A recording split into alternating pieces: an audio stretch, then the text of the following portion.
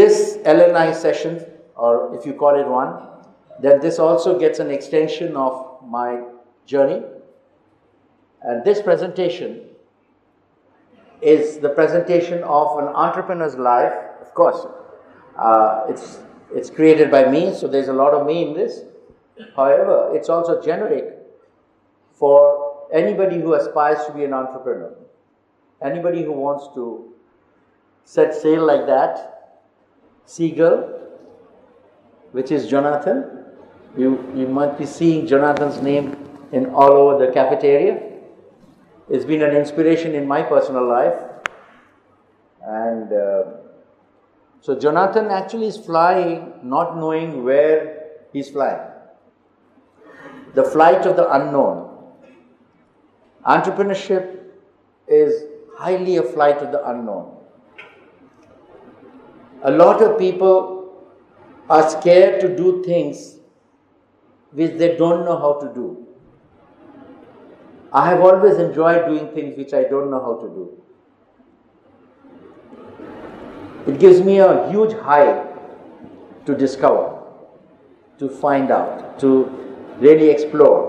Of course, I have made a mess of it many times because I didn't know. But I have got up and walked again. So, an entrepreneur's life, if it is very planned and known, then it loses the charm of being an entrepreneur. It completely loses the charm because did you know that the 9/11 attack will happen? Nobody knew. As I would have told earlier to some of the batches, that my son's friend Manish, who is to work in, I think he still does, work in one of those companies which worked in that tower, and he's just gone down for a bun and coffee at 9 o'clock. And when he got down, bought his bun and looked back, the tower was burning. He just came down to have his bun and coffee and he got saved. Now, did he know that? Did he plan that? No. So, unpredictability of life, if you forget that part of life, that I don't know, I don't control that. So why bother about it? Let me do my stuff.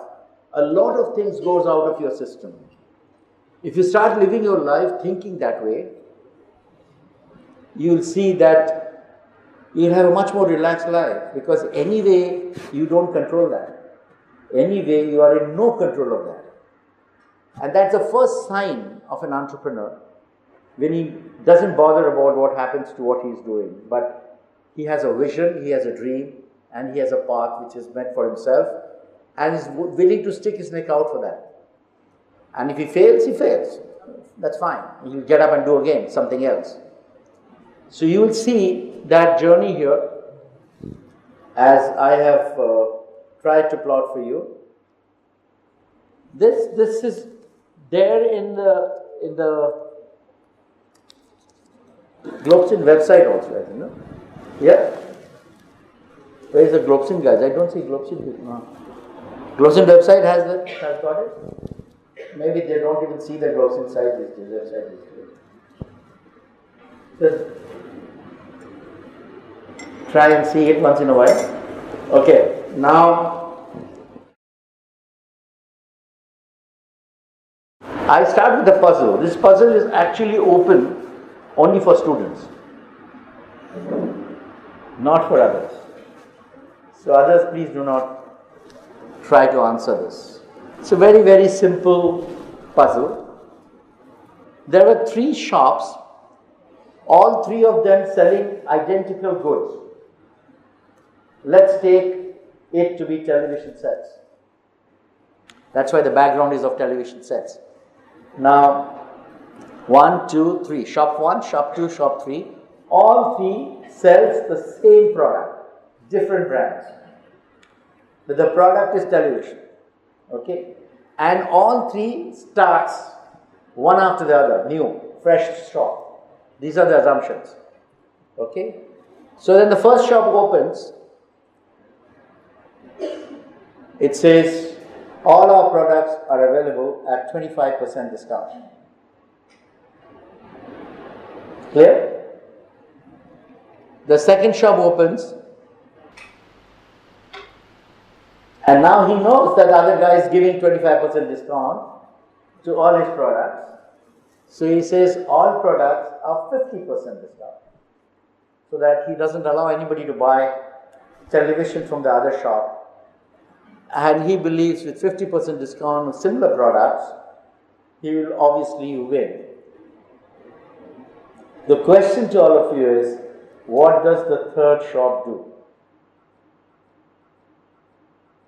So anybody can get up, tell your name and say what, and somebody will make a note of it. Shupati? Yes, please. What's your name? So Anand Kumar Dubey. Anand Dubey. Acha, you are the dancer. Ah. Good. Yes, Anand, tell me. What does the third guy do? So the third one won't give any discount because the people getting out from shop 1 and when they will get to shop 3, they will definitely pass from shop 2.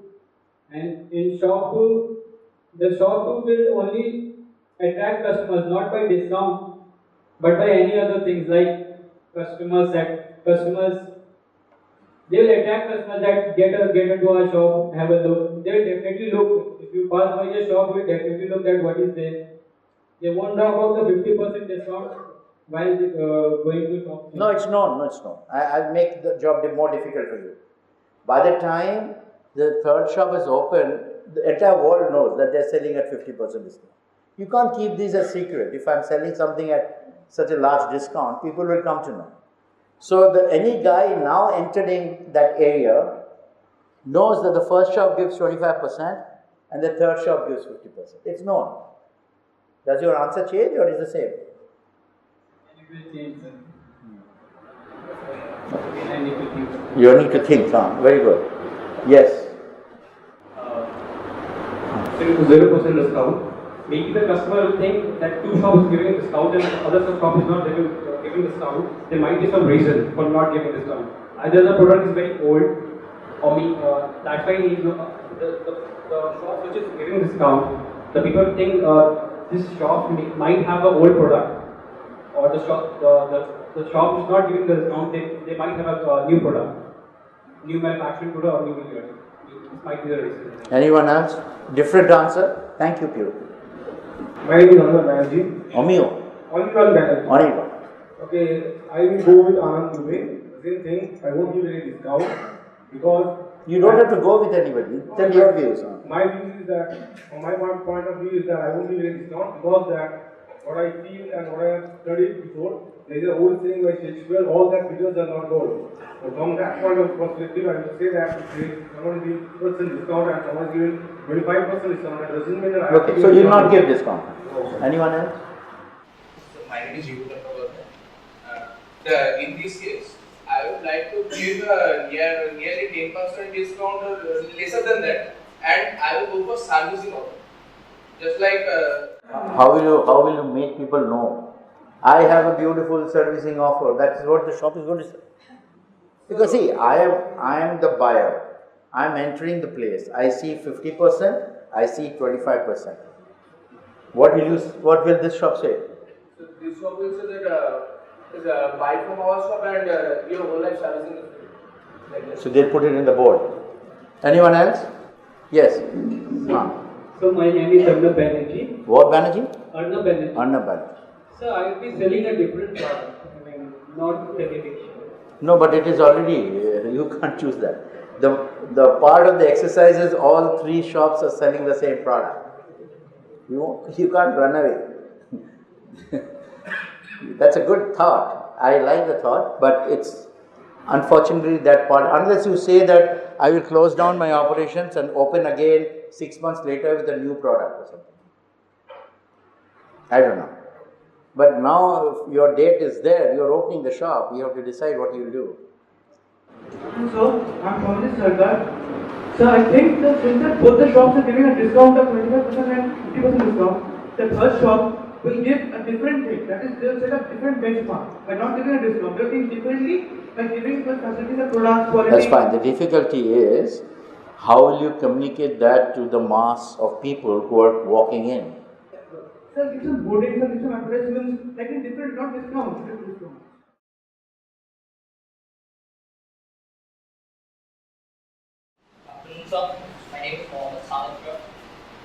what the third shop can do is that he can purchase all the stocks from both the shops and keep it in his shop and sell it without a discount. Or, so he'll buy everything what is there. So he's put in a lot of money. He's a rich guy, huh? Wow. Wow. Good. But I like you're at least thinking differently. That's good. Anyone else? So, Yes, please. I'm Shan said. I think they will give an offer buy one get one free. I don't know. You tell me, what is your offer? I feel buy one get one free. Buy one, get one free. That makes it different from 50% discount. No, indirectly same, but the sales will go up. Okay. I don't know. There is one more guy there. I'm not getting a girl to ask a question, huh?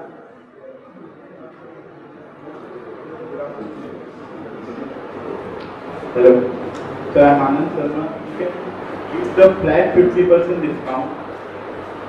Because Flat 50%. Yes. What do you mean by flat? if you go to some He's already giving 50% discount. but it is not showing the flat.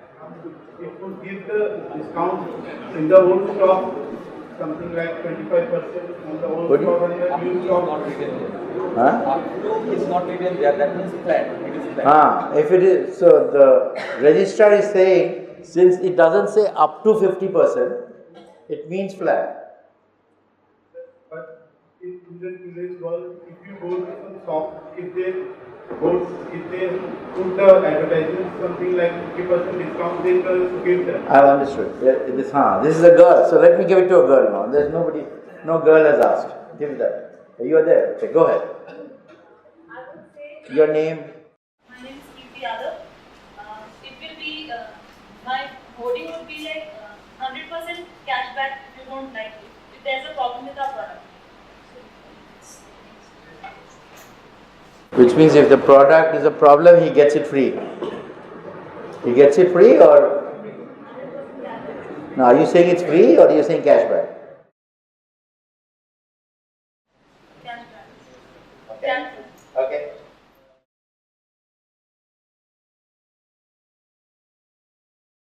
I have to stop at some point.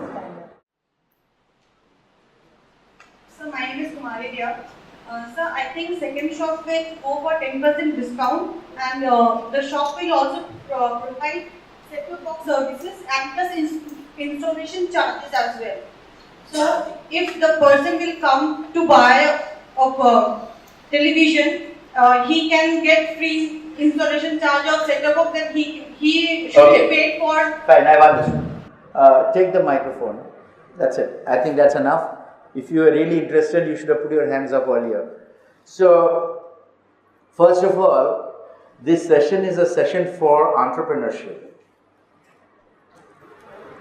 So, the answer to this question should have something to do with entrepreneurship. It's fairly obvious, isn't it? Which means, whatever this guy does, the third guy does, must be a very strong presence of mind and must be able to fight competition in a unique way, in a way which has perhaps had not been fought before. Because entrepreneurs are always looking to, what is an entrepreneur? Entrepreneur is looking to bridge the gaps in society. So, what this third guy did is this.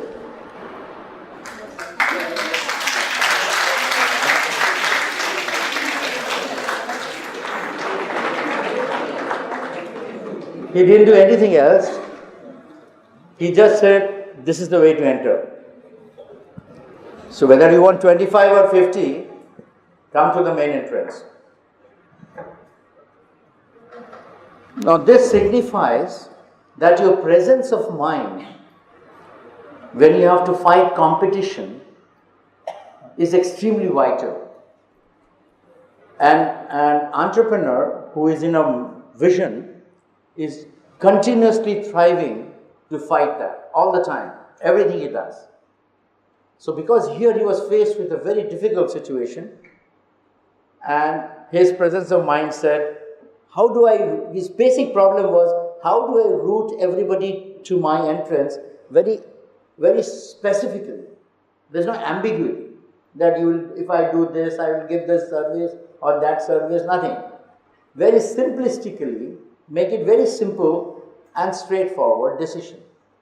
So when you tell people this is the way to enter this entire complex, then coming to my shop, he felt perhaps that is ideal, and that's how he won that game.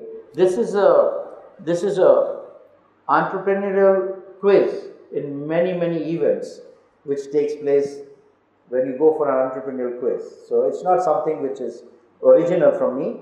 It's been taken from one of those quizzes by me but several years back. It's not a new thing.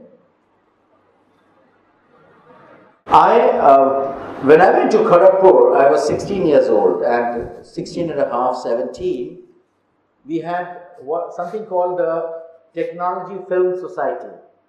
In IIT, everything was named with technology. Technology shops, technology films, technology this, technology that. So T was always there. So there was a TFS, which is Technology Film Society, and Saturday, matinee and evening, we had 2 shows for the students, and you could get a card, monthly card. Now, it costed some money to get the monthly card, and so people like us, we never had the money. So what one is to do is to try to wriggle out that some people used to get with the card and send the cards back, and the other set of guys used to go with the same card, enter. And this was a massive rush in near the gate. Very difficult to know who's got the card and who's not got the card. I remember not having the card for majority of time of my life in Kharagpur. There I saw a movie. Unfortunately, very few people of those times are sitting in this room, so they will not be able to recall the artist or the movie. The movie was called Paint Your Wagon, and the main actor was an actor called Lee Marvin. He's a Hollywood actor, very famous guy, all white-haired guy. And this Paint Your Wagon opens with the first scene, which this Lee Marvin having a spade in his hand and is plowing an empty land. And he makes the first statement by saying, God made the heaven. And he looks up. Then he said, God made the sky. Then he says, and God made the people. With a gap. God made the people, and God knows why. It was fine till you made the heaven and the sky. Moment you made the people, all complications started. Whether it's a complication between people and people, whether it's a boss and subordinate, whether it's brother and sister, whether it's husband and wife, whether it's anything.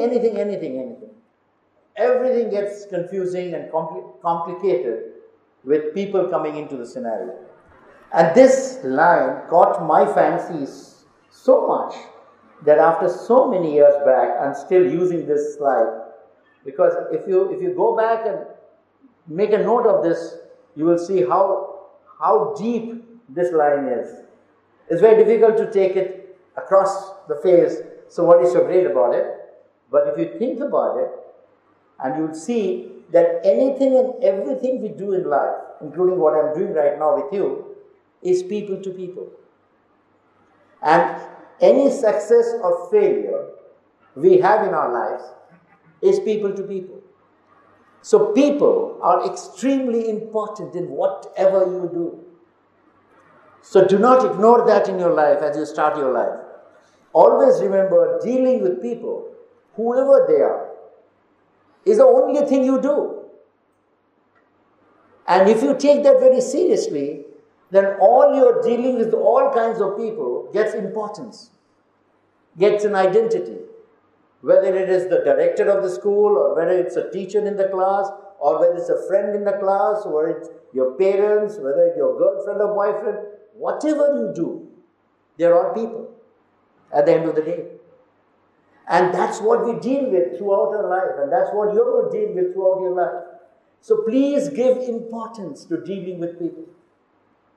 That's what this basically this statement means.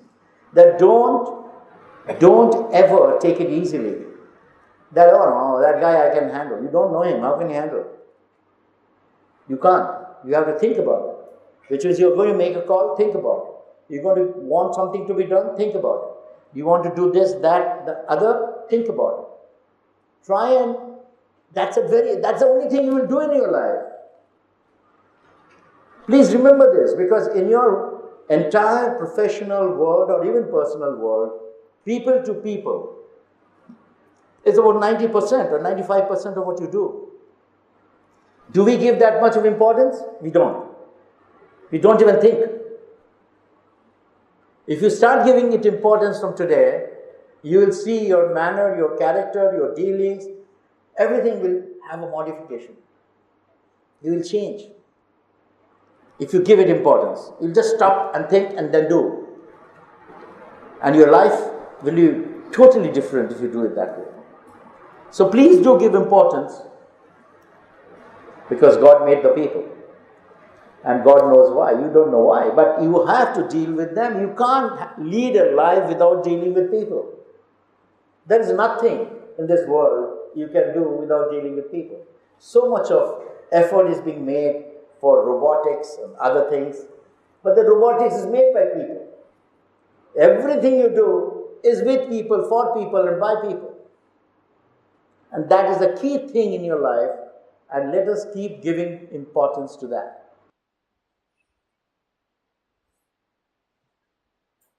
Now I'm talking about the journey, the never-ending journey. And in this never-ending journey, it's a lifelong learning. The learning never stops. It keeps on and on and on and on. This learning is unstructured, continuous, and experiencing. You're today experiencing this presentation of mine in a structured way, in this case, but at least the experiencing is new. And you will see a host of data which I will use, which is all life-oriented, which you will experience, which you did not experience till you had this presentation. So life is either of these three. They're unstructured at times, suddenly things happen. You don't know that they will happen. And they're ongoing. Most of the things in life are continuous. It's not a one-off story. Life is not a one-off story. Now let's talk about the self journey. It's applicable for each and every one sitting here. I've divided it into three. First is early days, which is your life. You will just lose that life in a couple of years from now. It was the end of the early life. And if you have not really done much yet, then you're losing this impact of early life. Early days is impact on self. It's completely self-oriented. Anything and everything happens on current life of yours has to do with self and self alone. It has nothing got to do with anything else. Your behavior, your listening to your parents is also you are listening to your parents. Your studies, your education is you who are studying. It's the impact it creates on your own life is your early days. And this is how impactful you make that to be is the distinction between one person and the other person. How does it look at the impact which life is creating on you is the difference. Some people do it this way or that way. Later, 20 years later, it will show. Today you might not know it. 20 years later, it will show. Then many of us always say, oh shit, why didn't I take care of this when I was told so many times? I'm sure you've heard this before. And this kind of a statement. Because you could have easily done it, but you ignored and you just didn't do it. Now, how do I do it now? Now I've lost it. It's gone. That's impact on self. Alertness is one state of being for creating a higher impact on self. It's very, very difficult to be alert all the time. But whoever is little more alert than the other, even in this classroom, all of you are sitting, this lecture will go on for some time. You'll see the eyes are wavering. Some eyes are looking this way, that way, neck, That means that time when you're looking other side, you've lost on what I was saying. Whose loss is it? Who gains? The guy who did not. Simple. Very small thing I'm saying, but it makes a big difference. So the guy who looks around here and there and wavers has lost out on to the guy who did not. So that loss you will never recover, because I'm not going to go back to what I've said earlier again. So you've lost it. So this impact on self is, you're still in that stage of your life. Don't lose out on your impact, because you will understand the impact it creates on your own self. I'll detail it a little more. Maturing days is your first 5, 7, 8, 10 years of work life. Consuming impatience. I'll give an example of consuming impatience. I was very much like this. I want to win the world. I want to conquer the world right now. I want to beat everybody around me. I was like that when I was 24, 25. Anything I faced, I want to win. I was not the considerate kind of guy. What considerate? Considerate whom? I want to win. Period. Now, this consuming impatience, when you are, that impatience with which you work and you develop and you grow, is your maturing days. Then you falter, then you fall down, get bruised, cut. 3 times you falter, you said, okay, next time when I cross this bridge, I will be a little more careful. Now, you're learning, you're maturing from faltering again. But do you mature by not doing it, or do you mature by doing it and falling down and then telling yourself, I will not do it again? That is the difference between two people. A lot of people, particularly people from this state, the noble state of West Bengal, will follow that route, that I'll be careful, I will not really jump into things, and in the process not do anything. Because if you don't jump, you don't know what it was. And the other side will say, "Oh, the pagal hai. He's just wasting his time. I am Baba, lot more cautious." Not knowing what cautious means, but he'll say that. So there are two schools of thought. I'm putting it up in front of you. It's your life. You have to decide what you want to do. There's no right and wrong here. And then finally, you come to terms with yourself. So, the third stage, which is coming to terms with yourself. You've failed, you've succeeded, you've missed by not doing, you've gained.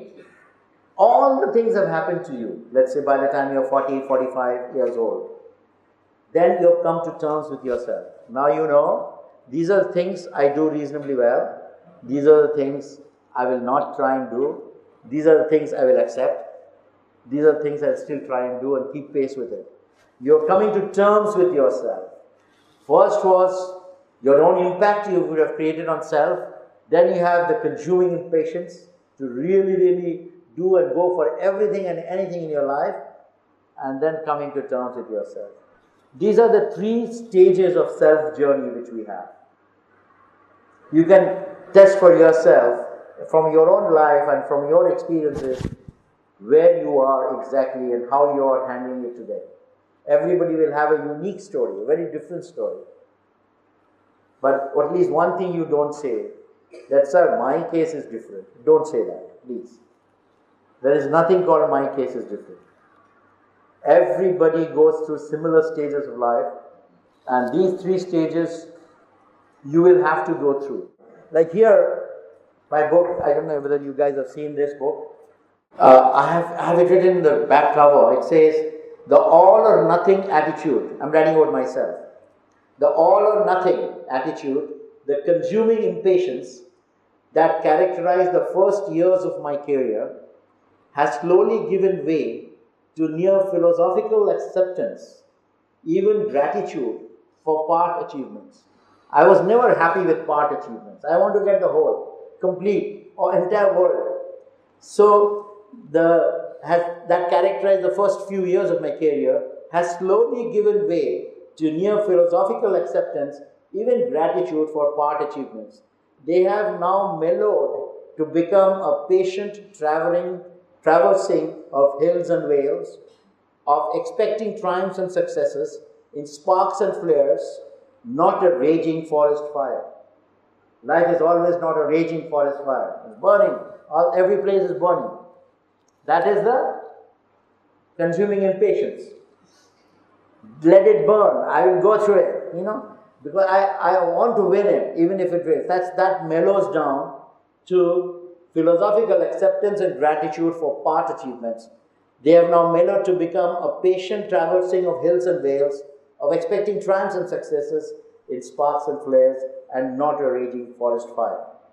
But I write in the end, I continue to dream forest fires. That tells you about the person. He has understood that forest fire, you can't live a life with forest fire.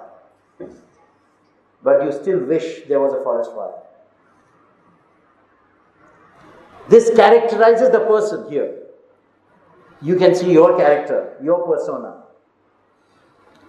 So like the answers which were coming in the first puzzle, most of them were logical answers. Entrepreneurship, to my mind, is one of the most illogical things happening to anybody. Entrepreneurs are not logical people. They will never be able to win if they are logical. Because if you are logical, you will always have no but. That is logic. I can do this, but what will happen if this happens? What will happen if this happens? Finished. You do nothing. Because some point of time you decide that I can do this, but it's risky. Of course it's risky. So, take the risk. Non-entrepreneurs will not say that. And majority of the answers I got was those logical people answers. Which is comprising of 90% people in the world. So nothing wrong in it. But it is a 10% people who actually succeeds to be an entrepreneur. Because they're living continuously on forest fires. If they are not living on forest fires, they're dreaming of forest fires. Let there be a forest fire. Are you getting me? Are you with me? Now this is the cultural thing one has to evolve and get into. Was I like this all my life? Perhaps not. Perhaps it was latent. Even for some of you, it could be latent. Because the society, environment, parents, everything has made you be a particular kind of person. When you are let loose, who knows what you will be. So, it is not necessarily to say what life you are leading is the life you will lead. It is not necessary. There are a lot of girls here, sitting here, their parents say, now you can't go to Delhi, even if you get a very good job. Risky place. And God forbid, something happens to them in Calcutta. In front of their house. I could have easily gone to Delhi. So, these are thought processes which we go through in life, and these are the risk elements which one decides to take or not take.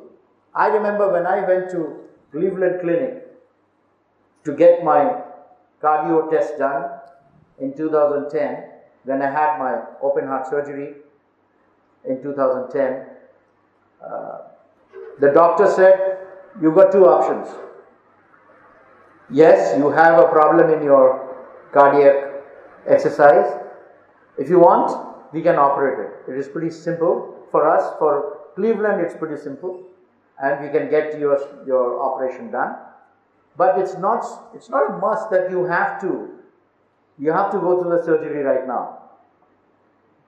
The only problem is, if you don't get operated, your heart attack can happen in a God-forsaken place, which you don't know, because they will not tell you. Heart attack will not say you, hello, I'm coming, and they will not come like that. It will just happen. You could be in a village, it could be in a district, you could be traveling, it could be any position. But if you fix it now, as Americans say, if you fix it now, then we can fix it now. Which one would you like to do? You can wait, easily 5 years, and then when you have a heart attack, anyway 20% of your heart will be gone if you have a heart attack. You come with the 80%, we will mend it and you can go back and live a sedate life. Or we can fix it right now, preempt it and fix your heart right now, and you'll be okay. Which one would you like to do? I didn't even bat my eyelid. Within 3 minutes I said, I want to do it now. Because I don't want to live a sick man. That's too important to me. My life is too crucial to me. I have so much to do in my life. How can I live my life knowing that something will happen to me? But many people will not say that. And they are not wrong. It's not a right or wrong issue. If they say, no, let's wait. I can wait, get it checked up by 3 more doctors. There's all the mashimas in the house and all that will tell you that. Get it cross-checked. Taken off, bhalo kore. Chennai, Bombay, Delhi, sab jagah doctor ke dekhi do. And then you decide. And you never decide, that means, in brackets. Either you do that, but I did that. Now that's me. That doesn't mean that has to be you. So there are such situations which you go through in life where you have to take, this decision of my life is relevant in everything I have done. Not just the surgery. Now let us explain the impact on self. There are 3 things which epitomizes the impact on self.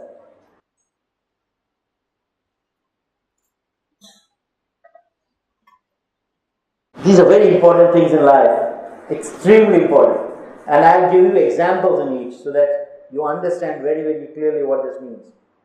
Self-identity, self-esteem, and self-belief. When I was going to IIT Kharagpur again, that story, it's there in Minds on Fire. If you would have read Minds on Fire, you will see that. I can't foresee. So, it's there in the Sealdah station, train going to Kharagpur. My mother, who used to speak very little, but when she spoke, we all listened.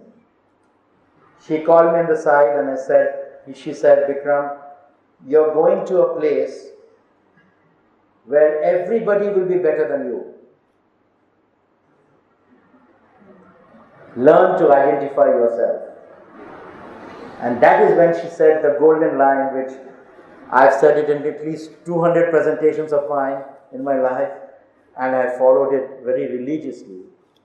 And she said, if the world contains 10 people, then it should be Bikram and 9 others. And if it contains 100 people, it should be Bikram and 99 others. Learn to identify yourself. Self-identity is such a major thing, and it played role throughout my life. For example, when we started PCL, all the partners were decided to take territories. We were all partners. We said that in order to beat our competitor, which was Network, we will be sitting in each of the zones, because then the decision making will be faster. They have regional managers there. Here, PCL will have promoter directors. That makes a lot of difference. There's no sanction required. You decide. So everybody, the Delhi guy got Delhi, Calcutta guy got Calcutta, and Chennai, South Indian, there was a South Indian, he took South Indian, and Bombay was left. Who is going to take Bombay? So I put my hand up. So, you know, it's a very, very dicey market, very, very difficult market. It's a big market, but difficult market. I said, that's why I put my hand up. I'll tell you later. Don't spoil my... just make it understand. You know that guy. So I put my hand up for Bombay. And I put my hand up for Bombay because I did not know Bombay. Please understand. I did not know Bombay from Adams. I've never really worked in Bombay till then. But I knew it's an exciting place. All film stars live there. So there was some excitement within me when I put my hand up for Bombay. And surely enough, Bombay PCL became number 1 in 6 months' time. And when I went to Bombay PCL, another story happened. that the first day I went to Ambassador Hotel near Churchgate, there were 7 people who had been recruited by my senior partner Dadan earlier. They came to see me. 7 of them, with one guy as a manager and 6 executive. And within 10 minutes, they slowly took their hand out of their pocket and gave me a piece of paper. 7 resignation letters. They had come, we are fed up and tired of this company. We want to go, we waited enough. We didn't want to send it by post. We heard that you are coming, so we thought it's only courtesy that we hand it over to you personally. That was my baptism in PCL. That was my first operative field day in PCL. And I'm very happy to tell you that some of those guys there in that room worked with me for 20 years after that. And they are mostly in US now, and they still are mostly in touch with me. I had some excellent time with them. Brilliant guys. So I think identity or self-identity only comes through basic difference you're making in the lives of people. You can't get hollow identity. Self-identity will never come if you said, give me self-identity, it doesn't come like that. It has to come when you are making a difference in that team, in that exercise. If you are taking the initiative, like I put my hands up in Bombay, and Bombay was 33 or 34% of the total market in PCL. And it made a difference. And I took the risk, others didn't take the risk. And I won in that exercise. There have been exercises where I have not won. That's part of life. So that is the self-identity area. Then you come to self-esteem. All of you would have heard this word self-esteem, loosely at least, if not firmly. And again, I quote an example, direct personal example of mine, real life example. I did my higher secondary, that time it was called, from Durgapur. My father used to work in an organization called Central Mechanical Engineering Research Institute, or CSIR. And my father was the head of administration in the laboratory, national laboratory of CMERI. And we had bungalows, with huge government bungalows. These days those bungalows are not there, they're all apartments. Those days we had huge gardens and stuff, big lavish stuff. And just opposite to it was a colony, so opposite to our house there was my dad's section officer who used to report to my dad. His son, Bablu, he used to, Mr. Roy, his family used to stay there. His son was Bablu, and he was younger to me but known. So I joined IIT, and it so happened that one of the holiday time or whatever, Mr. Roy and Mrs. Roy had gone to Calcutta. So Bablu was alone in the house. And I was generally known to be good in maths. So anywhere in the colony, anybody got stuck in maths, they used to, I don't know why, but they used to ask for me. So Meshomosha had told me that Bablu gets stuck in maths, please, okay to dekhiye diyo. Then he gets stuck. Sure. I had come from IIT for a holiday at that time. So we took a decision, my mother took a decision that I will go and sleep in the night with Bablu, because he was alone in that big house. So we had those Madhur, I don't know how many of you have seen Madhur, mattresses. So my mother used to take the Madhur and the Balish, make my bed and come back. I used to go, and in the morning my mother used to go and bring it back. I never did it myself. Point note to be noted. Then, but it didn't even strike me that I should have done that. And I used to smoke Will's filter those days. I mean, IIT after all. You have to, come on, have a heart. I mean, IIT and not smoking Will's filter, how is that possible? Not possible. And in front of Bablu, obviously, I should keep the cigarette in my lips and talk to him. All those style and Devanand style and all that. So I was doing all that, also teaching him maths. And in the morning he has to come back home. One day, as luck would have it, I forgot to bring my cigarette packet and the matchbox, which was kept under the pillow, and I came back home. After I came back home, after half an hour or so, I suddenly realized, oh no, cigarettes are there. And I thoroughly believe that my parents don't know that I smoke. And cigarette smoking, I think even today, is less taboo, but in our times it was hugely a taboo. You're a bad guy if you smoke, right? So I said that, now what do I do? And so I thought of going back immediately, running to Bablu's house, but by that time my mother has gone, picked up the mattress and the pillow and brought it back home. It was all done. So I was very scared. I was actually very, very scared and respectful of my mom. And she has made a huge difference in my life personally. More about that later. But so I was very, very scared. I said, now this time I am not going to get away.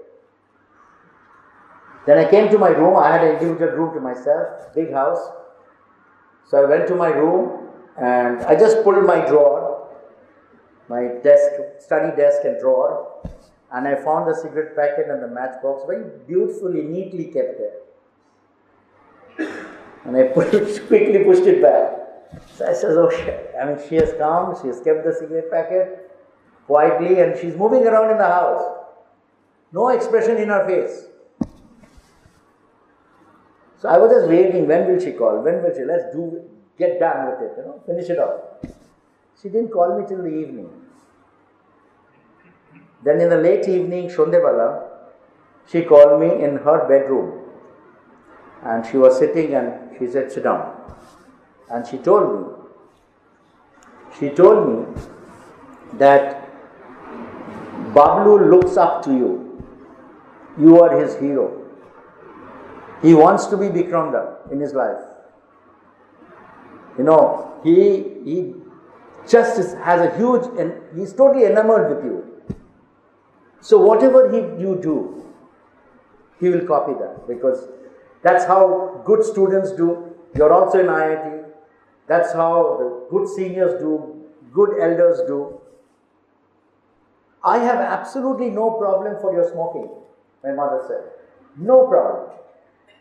What hazards smoking creates is known to you. So if you want to kill yourself, by all means, I will not come in your way.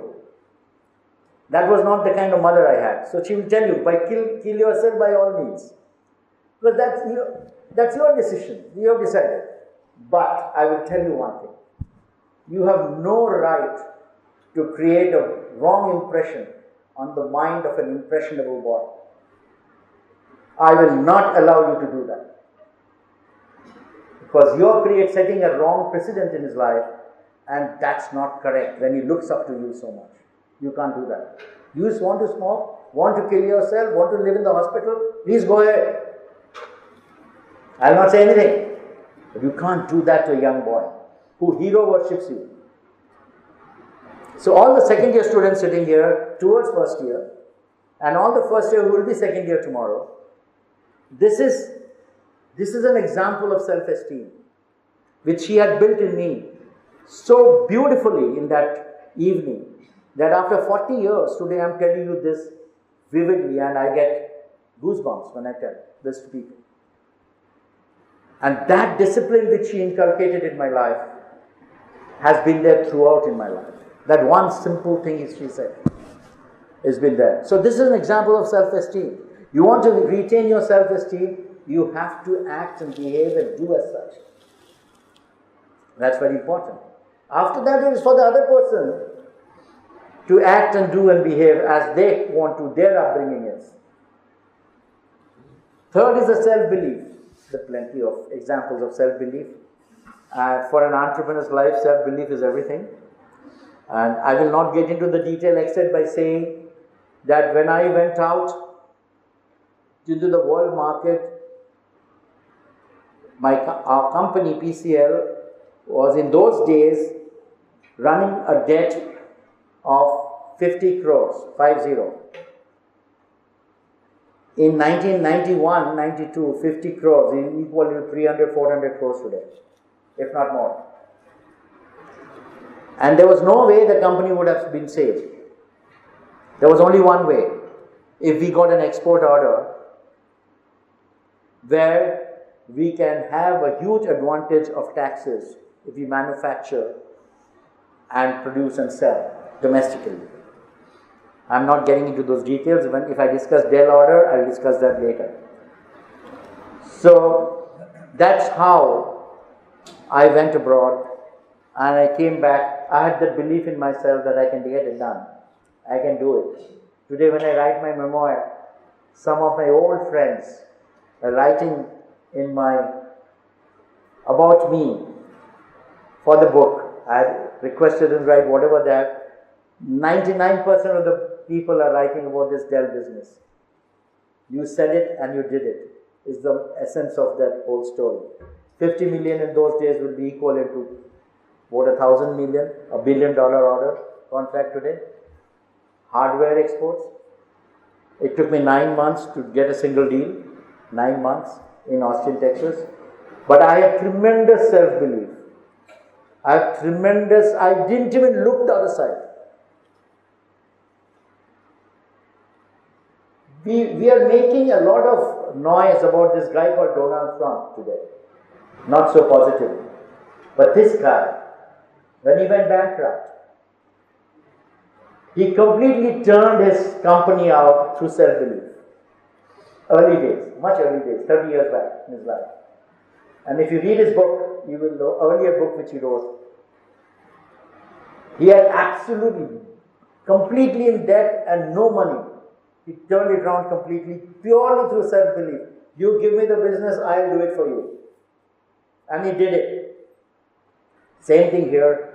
I got the business and we made the motherboards in Delhi Okhla factory, and the day I left PCL, about 1 year and 8 months later, we had produced that month 10,000 motherboards from the PCL factory. Unheard of in India.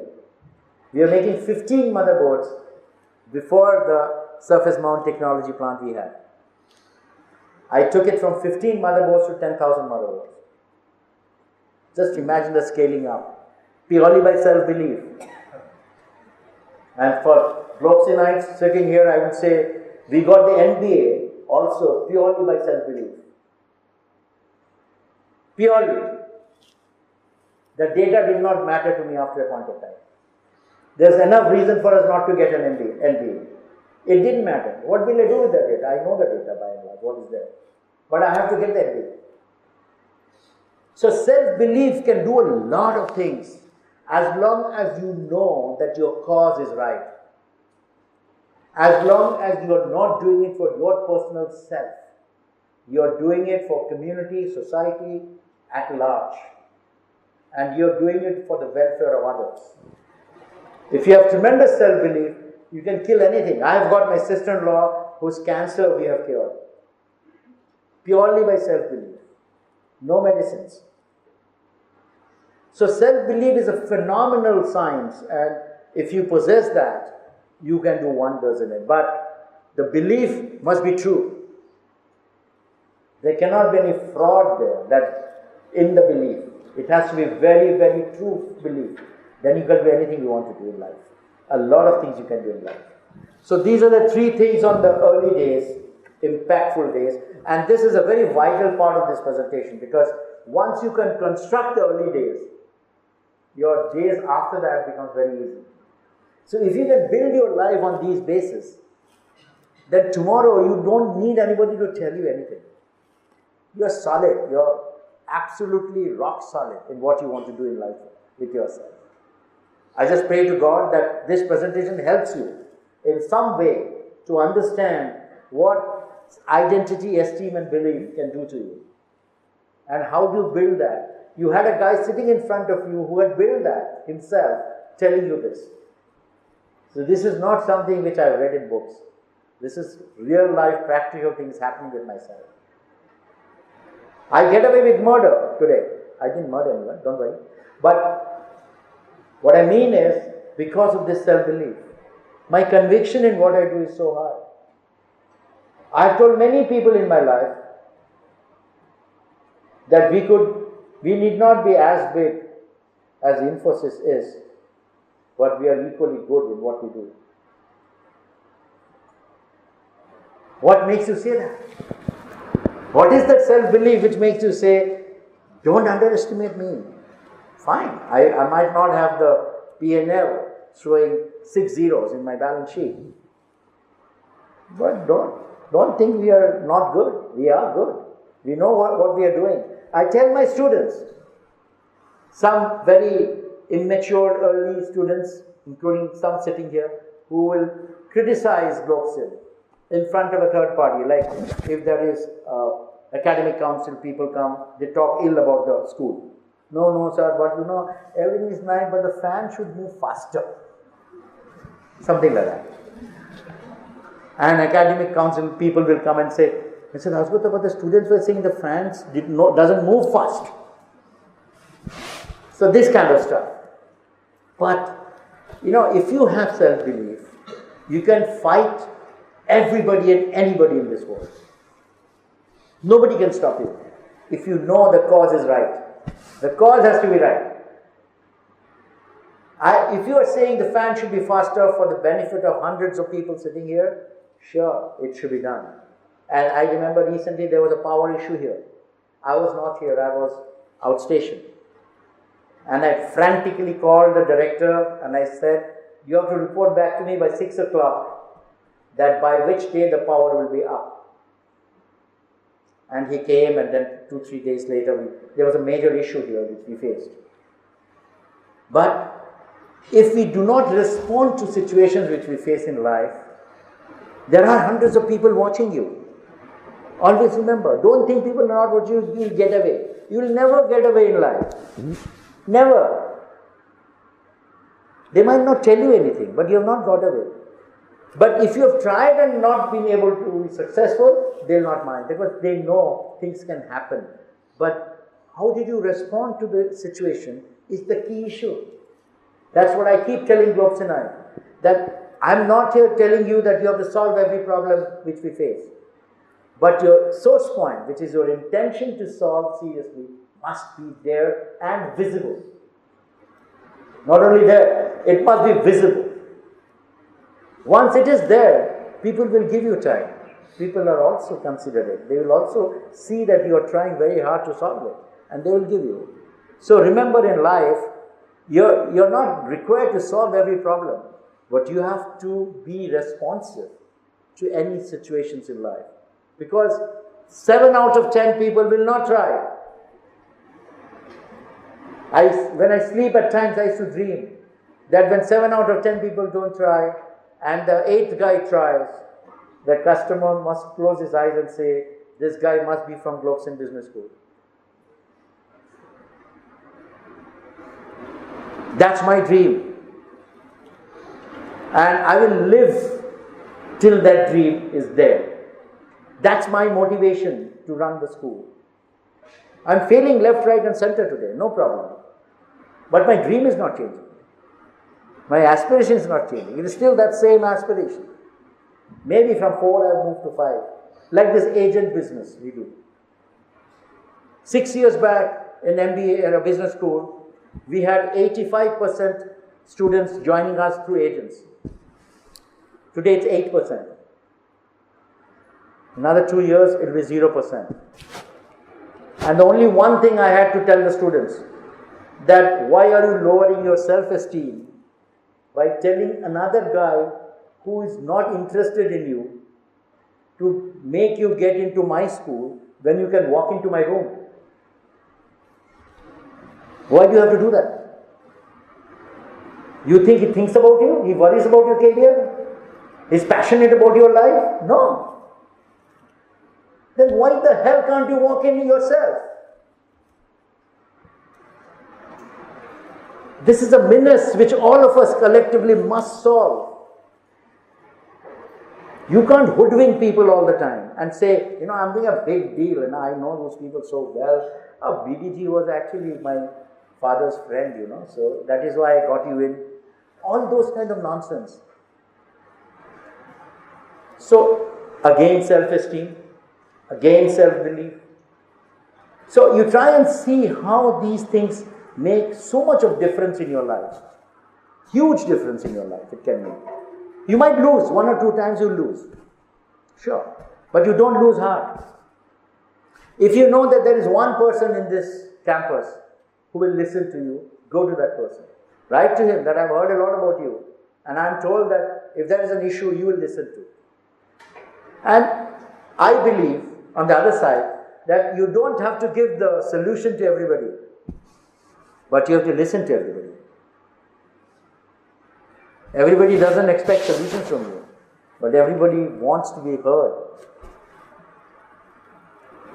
So don't forget these things in life.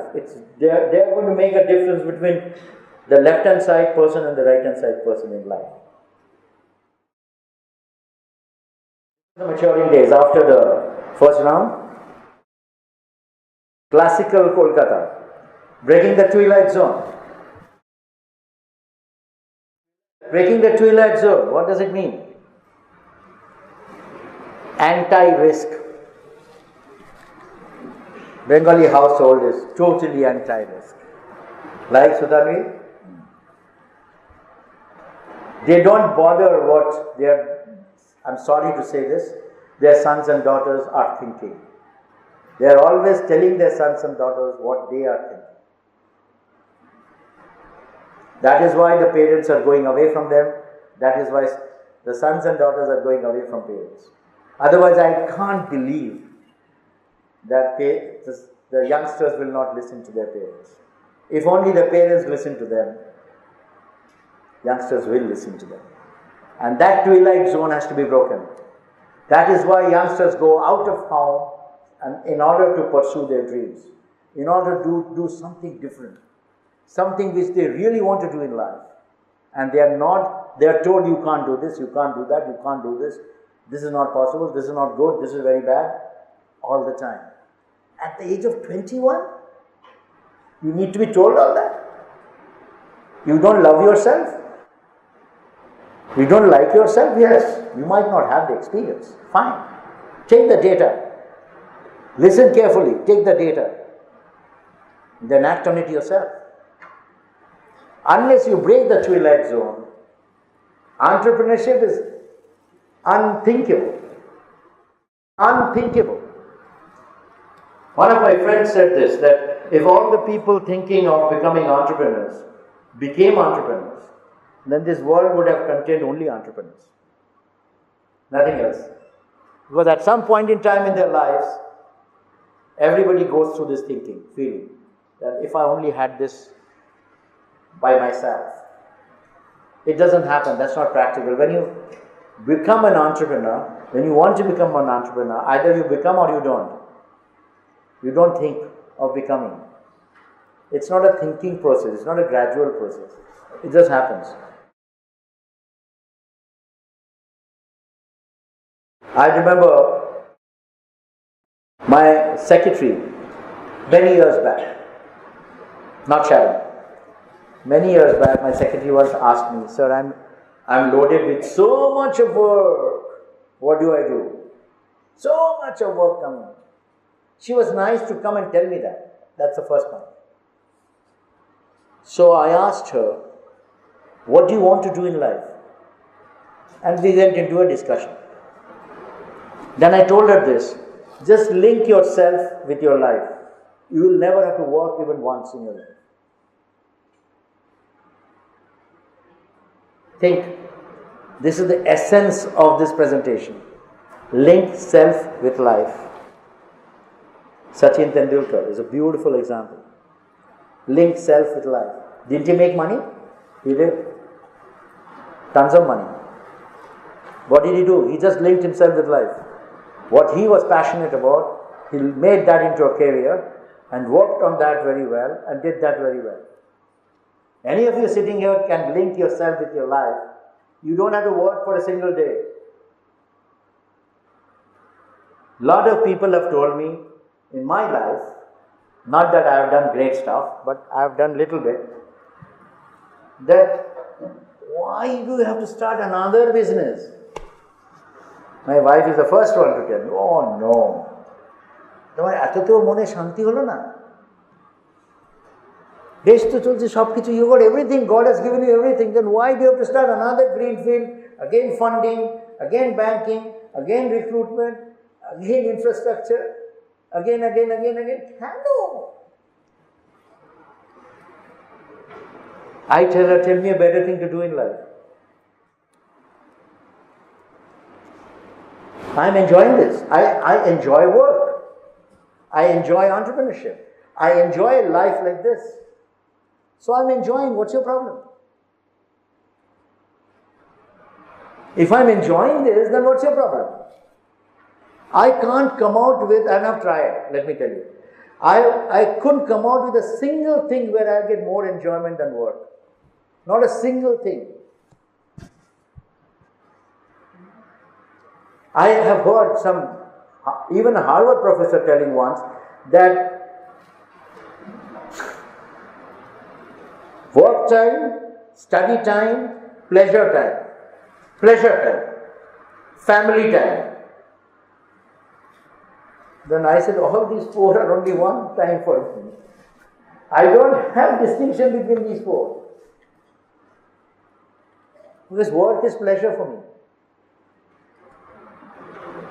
Who would not like to have pleasure? Everybody would like to have. God has been kind to me that I have been given a platform where work is pleasure. I agree. But that's already happened to me, so I'm happy with that. So that is why, for me, it's a never-ending thing. So try and link self with life. You don't even have to work ever in your life if you do it.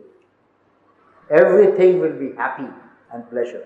The darkest days you will overcome. Will you not make mistakes? Sure you will. You will overcome. Go back to the same place. You will not fear saying sorry. You will not have too much of pushing your stuff even if you are not convinced. Because you are enjoying every bit of your life, like I do. I am not keeping good health for, let's say, last 2-3 months.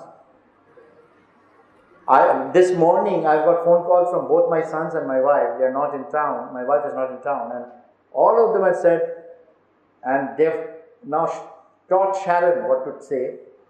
So Sharon is also becoming my Pishima these days. And they are all saying that 2 ঘন্টা বেশি কথা বলবে না কিন্তু বসে কথা বলবে। I am following their instructions. See? বসে কথা বলবে, তুমি হচ্ছে ঘুরে ঘুরে লেকচার দাও, করবে না কিন্তু, এটা করবে না কিন্তু, ওটা। আর জীবনটা তো আমার রে ঘন্টা। But I am appreciative that they love me and they are concerned about my health. That part is appreciative, very appreciative. But I am enjoying this. How can you stop me? You just can't stop me. And if something happens to me, I'll go from here only. What is the problem? If I have to go somewhere, I'll go from here. ওইটা ভেবে ভেবে কাজই করবো না, এটা তো stupid. That's very stupid. Doesn't make sense. Okay. Don't think of it, so it will never happen. Chalo. High aspiration. Again an example. How many of you have seen the Sector 5 Infinity building? Wow. Feels good. Very nice. Thank you so much. Infinity was an idea in 1996. And how it happened was that that time, because I was a technology person, that time we used to do in India what is called as body shopping, which is contract programming. Nandan Nilekani and others, they started their life with contract programming, which means if you know programming, you used to go and earn dollars and come back in US. Then slowly that graduated into giving small projects to India. When that started in 1996, 97 it started, American companies had a serious quality issue with Indians. that India does not have the requisite infrastructure needed to give them contractual work to do in India, 10,000 miles away. They were not feeling comfortable that they can give what can be done here, the entire project to be given to India. Just imagine where we have reached today. People, no problem. You send those guys here, they will do the work here and go back, I'll pay them. But giving the project, unless we are very sure about infrastructure. When these discussions were going on, I went for a walk one evening and I started thinking, can I solve this problem? Because it's a very practical problem. That they have really, really good infrastructure and we don't have. So I bought a ticket and went to New York. And I looked around all software companies and looked at their infrastructure. There are two things required in software development. One is the right kind of people, and the second is a proper infrastructure. And if you care to find what Globsin does, Globsin is into both these businesses. We have made Infinity, we have made Globsin crystals, these are all infrastructure, and we are doing software finishing school, and we are doing IT business, software business, engineering college IT training, these are all business on people. So that was the genesis of Globsin. That's how Globsin was born, conceptually. So I said, I will create this infrastructure. What does it take to create this infrastructure? I met a lot of experts. I studied the concept of intelligent buildings. I went to house and building to building in New York to study. I went to Frankfurt, which was known for intelligent buildings. And I took photographs, met a lot of people, came back, and I designed Infinity on the manner of what we used to call in our terminology, client-server architecture. Client-server architecture, which means there is one server and multiple clients, and you connect them to clients. The one server was Infinity, the building, and the multiple clients was different software development shops. And if I can connect one building which has a backbone, connect to all the clients I have, then I have an IT city. This was my concept. This is how I drew it in a piece of paper. And I said, I need land, I need so much building, and I had no money. And I was dreaming. I was creating the intelligent city without having money.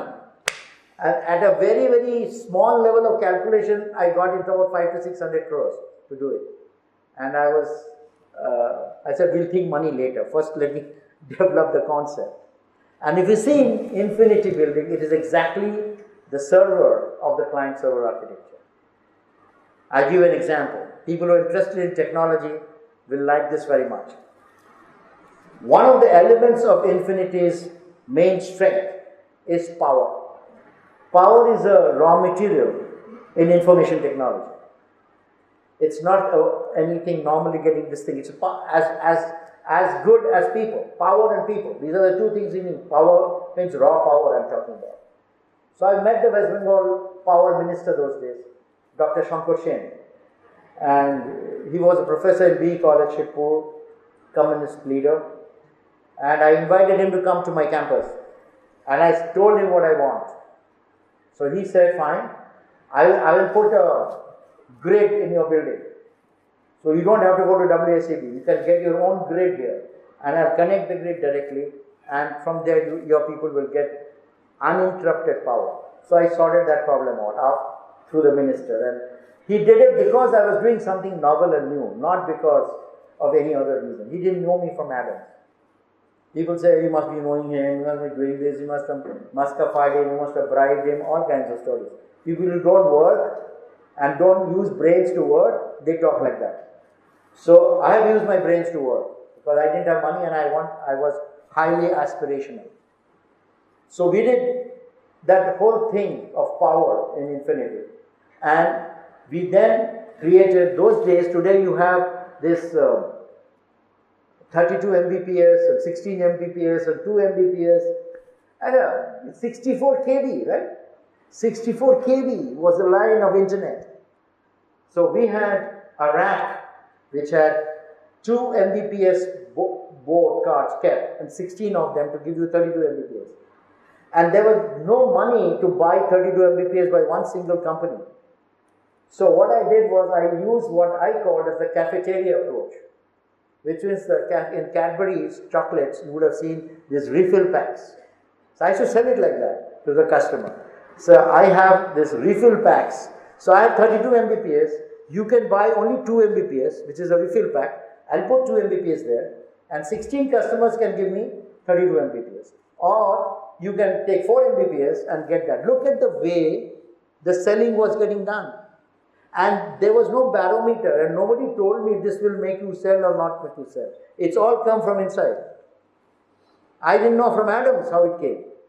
Even now I don't know how it came. But I was very, very focused on what I wanted to achieve. I wanted to create that for Bengal. And I wanted to be the first guy to create it. These are 2 points, 2 things which pushed me hard. So then we got it, and I can tell you, there's a lot of stories some other day, but I can close this part of the story by saying the day Infinity got completed, 7 days before that, the entire first tower building was sold. That means there was not a single space available, and the building has not yet been announced. And the last story I'm itched to say, I have so many stories. And these are stories, real stories. Huh? So I'll tell you, how do you do the inauguration of Infinity? This is a big thing. I had to do something different because I'm a kind of guy, I will not do the same thing. I will not do if others have done it. So I have to figure out from my own brain. So you know what I did? I had Jyoti Basu had come, and so I said, first of all, the inauguration will be in the evening, just before sunset. Normally inaugurations are 10 o'clock in the morning, So my inauguration was in the evening, and the podium was used as a stage, and then below the stage there was a waterfall I had created. And then there was chairs. This is the first round of chairs is where the cars used to go and park, that place. So no shamiana, no problem, it's natural. Okay, there's a stage, then the waterfall, then this, people are sitting there. And start of Infinity was pressing a button by Jyoti Basu. And what we did was, we switched off all the lights. And we had 2 waterfalls. He's laughing because he was present that day. So there were 2 waterfalls in the building, and it was completely dark. Everywhere questioning what's happening. Why is it dark? So what happened was, Jyoti Basu was asked to press a button, and moment he pressed the button, the entire building lit up. Lights, the waterfall started falling water, and there was huge music which came out, all 3 simultaneously. Can you imagine the impact? What happened? It was already sunset, everyone was gloomy and sitting like this, and when Jyoti Basu did that, the whole place changed, that aura changed. Again, it was a different type. Harsh Neotia copied that a few years later in the City Center 1 inauguration, but that's okay. So I think you could be different if you continuously aspire to be different. If you continuously want to add value to what you are doing, then you can do it. You must possess that high aspiration factor in it. Stretch versus stress. Do you think stretching yourself for something you love to do is a negative thing? Do you think so? Suppose you are enjoying some work and you are not finished when the bus is about to leave, but the work is very exciting. Will you leave everything there and go to the bus because bus is very important, or you try and do the work, finish it? Let's assume even if you do the other one, I'm only talking to the guy who will not do it, so that I can give this example, though I know some of you here will do it. So that is stretching yourself. Stretch is something like which is elastic. You stretch a rubber and then leave it, it comes down. But stress is tiring. It's stressful, it's tiring. So if you have to choose between the word stretch and stress, always choose stretch. So when you do work or when you study, don't put yourself under stress. Stretch yourself. If you stretch yourself, you'll enjoy studying also. If you stress yourself, then you'll not enjoy it. When you say enough is enough, you are stressful. So don't do that to yourself. So there are ways and means of leading your life. So always lead a stretchful life, not a stressful life. There's nothing wrong in stretching. This I told this girl when she came in first year. She was all of fantasy. Even now perhaps a little bit.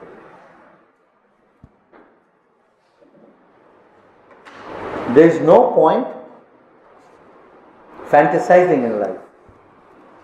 You won't have anybody following you if you fantasize. You can dream. Better than dreaming is aspiring. Aspiration is a very positive thing in life.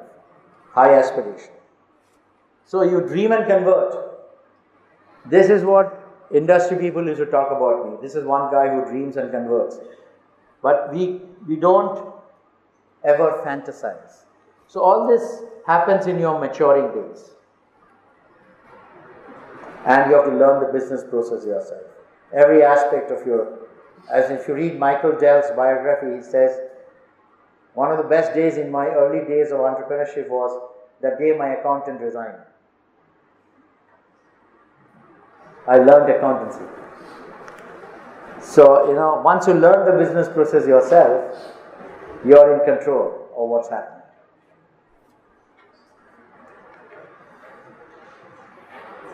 I have discussed this, survival instincts. Definition of the word called security I have given with the World Trade Towers going down for the bun. What security? Sensitive to feedbacks. I have talked about that if you're not sensitive to feedback, you're not an entrepreneur. An entrepreneur is always sensitive to feedback. Even if you dramatize something and tell me, sir, this is very, very wrong thing is happening in our campus, sir. Today, sir, this guy did this, sir, and everything crashed. Maybe you just did that because you wanted to attract my attention. It was not all that great. But I must be sensitive towards it. If I say that you're just making drama and drop it, that's wrong. So even in your life, remember that. Being sensitive to feedbacks coming to you is very vital for an entrepreneur. You must always be sensitive to feedbacks. Every feedback will give you a solution. This, I think some of you would know that in a startup situation in US, the guys who are mostly in demand for a CEO's job for a startup are the people whose company has got bankrupt. Do you know this? No. Then you please know this. The HR companies are searching for people who started a company and his company went bankrupt. That is the guy, the new startup who's getting funded, is looking for. Because he's gone through the process and got bankrupt, and he will ensure that the new thing doesn't get bankrupt. So, failures are bonus, it's not a talent. It's always good to fail. Failures are a proof of life. I have talked about this. Read this.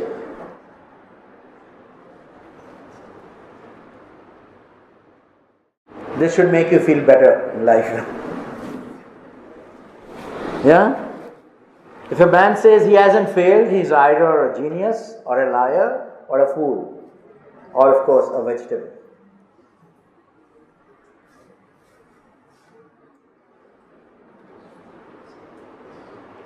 Failure is a proof of living or having lived. So failure is not a big issue. In fact, failure is only positive. It's not negative. If you have learned from your failure, that's a big positive to have with you. Devraj. Embryo. So this last one I just wanted to say line. Show me a successful man, I'll bet that his success grew from the seeds of failure. There isn't anybody who is being hugely successful who have not failed. But he has learned from his failures. That's why he has succeeded. That's the key. I've talked about it. So these traits, self-traits, likes, talents, you develop them through your education system. When you're sitting in a class and you're studying economics, you develop through that class these traits. Now then link them with work life. So it's a one life syndrome. I used to say this much to the annoyance of a lot of people in Global. There is a lot of people feel that there are multiple lives they live. Home life, work life, life with friends, life with families. They are all different to many people. For me, it's only one life. Just calculate 24 hours. You sleep for 8 hours, say 7 hours. So 24 minus 8, 16. You're in institute for about 10 hours. And you're traveling for 2 hours. And you're with your family for maximum 3 to 4 hours. So if you're ignoring that 10 hours, then you're fooling yourself. I have not understood this phenomena, that why do we have to keep, even I used to fight with Vishwajit, why do we even have to keep 75% attendance or 70% attendance? Why should, apart from illness and sickness or some emergencies at home, why should a student be absent at all? He must be looking forward to going back to the school next day morning. Are we doing something wrong here? Then let's investigate. No. What is the normal? What is normal? Who is creating this normal? There's another phenomena you'll go through, the second years we'll go through, and it is happening every year, and I failed miserably there, that whenever one of the students gets a job, he forgets the school. Till that day is, good morning sir, good afternoon sir. What do you think we think of such people? We are no fools. My immediate phone call is to the sales guy. Just try and hire better guys next year. You are making a mess of your job. We don't need such people. That means all the good morning sirs was just a show off. I told my son, I'm telling you from a direct personal experience, he got a job in his third year, in this fourth year undergraduate, in a company called Deloitte, in US. He worked in US. Deloitte, New York. He came running and he got 2 jobs actually, A.G. Edwards and Deloitte. He came running and he said that Dad, I've got this Deloitte offer. They used to call it permanent placement. He did his internship in Deloitte and he got the offer. And I said, now get back to classes. Because you got rid of this worry in your head that whether you'll get a good job or not. You have, no? Now take that away from your mind and start going to school. With a very free and open mind. Now you can learn so much because you don't have to worry about whether you get a job or not. You got the job. Now study. Because this you will never get back. Everything else you will get back. You will not get back this classroom. It conditions you to learn. The structure is such that a particular percentage You cannot miss, you will learn. But here just the reverse happens. Moment you get a job, you're finished. You don't see that guy again. All the things about, so much for the faculties. So much for the faculties. They think so highly about themselves that, my students go all gaga for me. Let me see their students attending classes after they get a job. That to me is the real test of the faculty. Take it as a personal challenge. There's no increment issue here. I would have taken it as a personal challenge. That my students will come after getting a job every class. It doesn't happen. What happens to your course? What happens to your development of that kid? What happens to your plan of making that kid a successful manager in society? All gone. Both from the faculty side and as well as from the student side. Both vanished. These are questions to ask yourself and ponder. For all of us. Why do we do it? Ask yourself. You will not get an answer. If you do get, I'll be interested to know that answer. So, one life syndrome. Work and life to working life. Work is something work. What? Life. Beautiful. God only knows what they mean by that.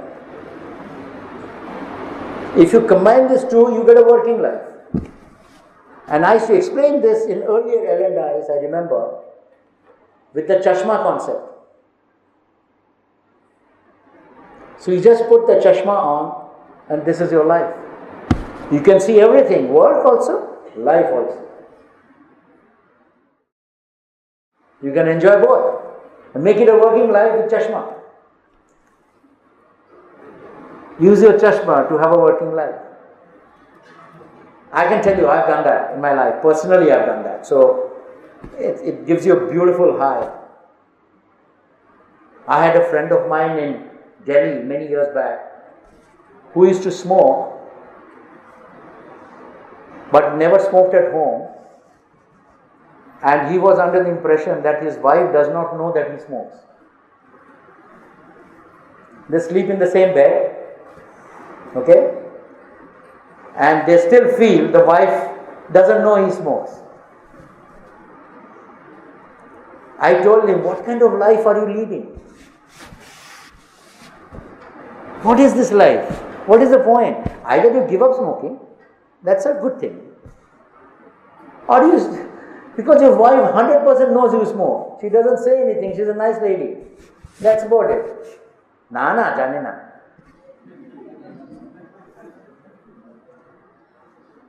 No, don't laugh. There are people like that. They will go take a toothpaste, put it in their mouth, and now I'm okay. Now I'm a good person, good husband. I can go. I mean, you are going away from yourself every point in your life. Every stage in your life, you're becoming an unreal person. You're answerable to yourself. You're not answerable to anybody else. No one. You're not answerable to anybody. You're only answerable to your own self. You can do anything you want as long as you're okay with it. You should be okay. You should not say okay today and not okay tomorrow.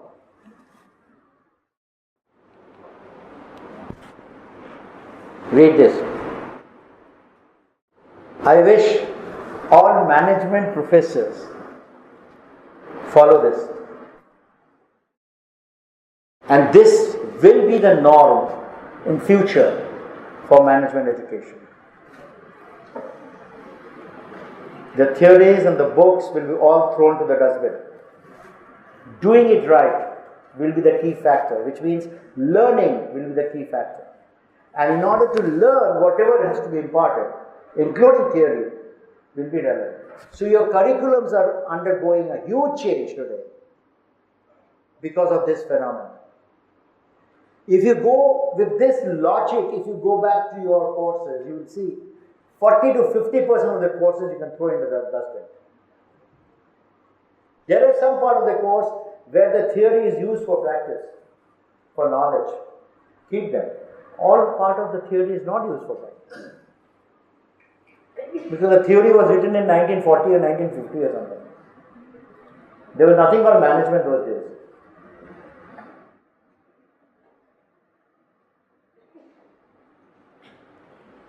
Like people say in management, things have changed so much that if I teach you today what I have learned in IIT, it will be ridiculous for you. I am taking you back so many years. So, the learning is not necessarily what I know, but what is relevant for you to know. The whole gamut of management education is changing in that direction today. There's huge debate going all over India and America, everywhere. There's a huge debate going on this concept, which we are also discussing to do a seminar on this in March, that the relevance of management education has to be seen from this aspect, difference between getting it right and doing it right. I hope you have understood this. So in your life, remember this. You can always get it right, but you have to do it right. Now this is the business part.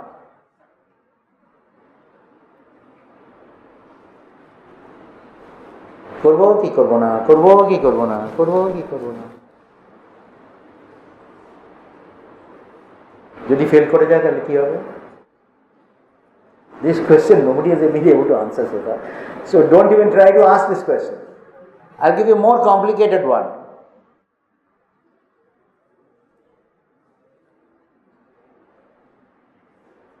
You go round and round in circles.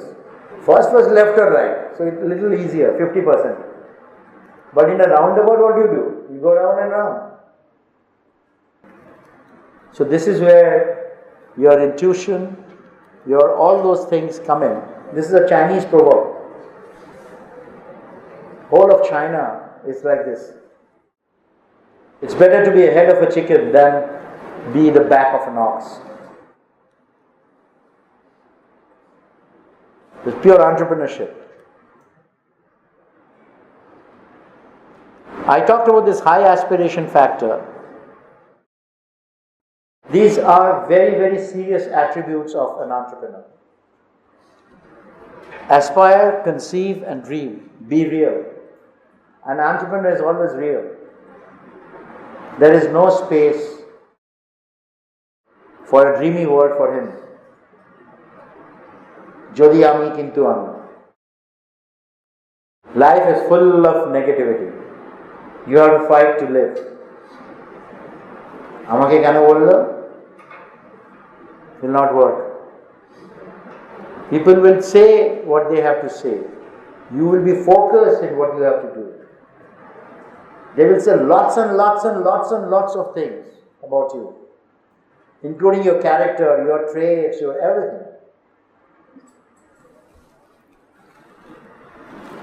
I was told when I was making Infinity, one very prominent businessman of Calcutta told me, Dasgupta साहब आपने पैसा तो बहुत बना लिया, अभी थोड़ा काम भी कीजिए. What do I say to that guy? Of course, I felt like bashing him up, but in a public place he's saying that just to belittle me. That's his joy.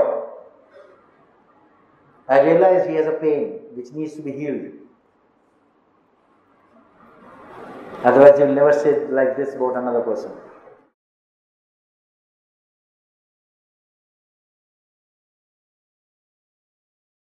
Always test your aspiration. A lot of people have, after maybe a presentation of mine like this, You will get, chalo, let me do something. Let me start a business. Biriji is excited, made us excited. Let's do it. It doesn't work like that. It has to be intrinsic. You must feel that within. And you need to test that aspiration regularly. Is it still there? Do I really still want to do it? Observe. Look at IIM Calcutta. Their entire entrepreneurship cell collapses when there is a 5-figure job comes in from any multinational company. Till the other day, they were all saying, I will build a new product and I will create this, I will be the biggest Facebook in future, best Amazon tomorrow. Then same Amazon comes and gives him a job, he's forgotten all that. So you need to test aspiration because money is a big spoiler. Big time spoiler. Nobody will understand this better than Mr. Pathak. Yeah. Am I right? Yes, but from the outsiders. Yes. I'm saying it from the other side only. I meant that. Because it was not his fault or anybody else like that his fault if the company he worked for 30 odd years gave him such a fat salary. Obviously, if he decides to do something on his own and get out, that salary is not going to easily come. An adjustment of that is not an easy story. Which is the fear why people don't leave. Which is the fear that the advantage which is taken by management. Where will you go? Are you willing to leave this job and go? Lot of companies increase salary just for retention, retaining good people. Now he's not employable. Particularly the new gen Indian companies do that. I have many, but I suddenly reminded of one very dear guy. I had hired him as a fresh MBA from 30 years back in PCL. And when he came to the interview as a trainee, to join as a trainee, I asked him, what is your biggest achievement in life? He said, from first year in college till MBA final year, I worked hard to beat a guy in any professional area, particularly in swimming, but I couldn't. He always came first and I always came second. I'm very happy to tell you, sir, today, now even if you don't give me the job, I'm okay, because I beat him in swimming this year.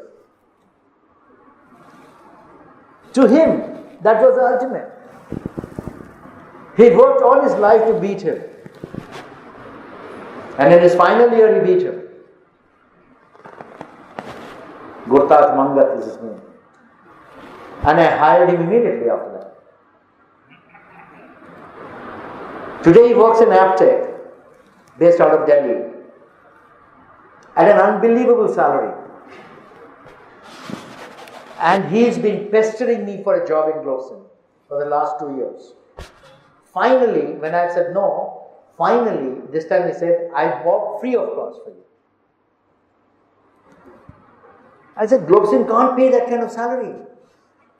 He said, I know that. I don't need that salary from Globson. I need a boss who teaches me. I'm tired of salary.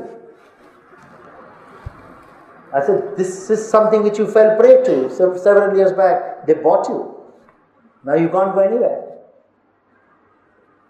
So many Indian companies are doing that for good guys. They make them give salaries which they will not get anywhere else. They lose the creativity, they lose their impact, they lose their passion for life, for business. Kill them completely. He wants to get out of it and not earn anything also. I said, now you suffer. So test your aspiration. Always test your aspiration. Never question it after that. If you have decided to take a particular path, Don't say, if I would have done that.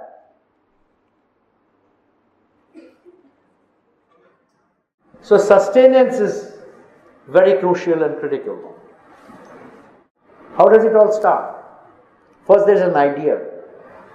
Before that, let me tell you, the essence of entrepreneurship is filling gaps in society.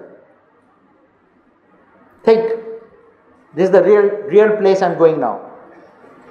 By any act of yours, any work of yours, if you have filled a gap existing in the society, you can make money out of that. You are in business. Right? So that is the essence of entrepreneurship. So that's the idea, that's the spark. You get the spark. Then what happens? Then there is a chasm phase. There is a book called Crossing the Chasm. Has anybody read that book?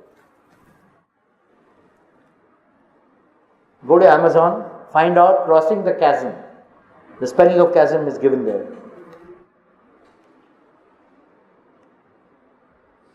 You know what is crossing the chasm? What is chasm phase in business? Where your earning is less than what your product is. For example, you have employed 5 people to work on the marketing and sales and the product, and it costs you $100. Yeah? But your revenue is $80. And you're losing $20 every day. You know that $100, that $80 will become $500 tomorrow. That is crossing the chasm. Every entrepreneur goes through chasm phase. Every entrepreneur. And that's the most difficult phase of an entrepreneur's life. When whatever bank loans he has taken, whatever money mom and dad has given, or whatever is, all that is finished, and we still don't have business enough to sustain. He's used that money for sustenance only. But it takes time, a while for a business to develop and grow, and it is not developed. This is real time learning, I'm telling you. Many people do not know that. Nobody tells them that they suffer very badly. So you have to plan your chasm phase. You have to plan 24 months money when you think 18 months will give you the break even. You have taken that 6 months extra. God willing, you will cross it. Otherwise, you have to make basic compromise. You will take out 2 guys. You will not be able to pay a salary. You will not be able to do this, all this. And no fault of yours, no fault of the idea, no fault of the business. It's just that the chasm phase is taking longer to clear. More so in a place like Calcutta. Because environmental support is also important for you to cross. And this environment doesn't give you that support in Calcutta. So you suffer so badly. You go to a government office to get something done, he's on leave. And he will not come for 6 days.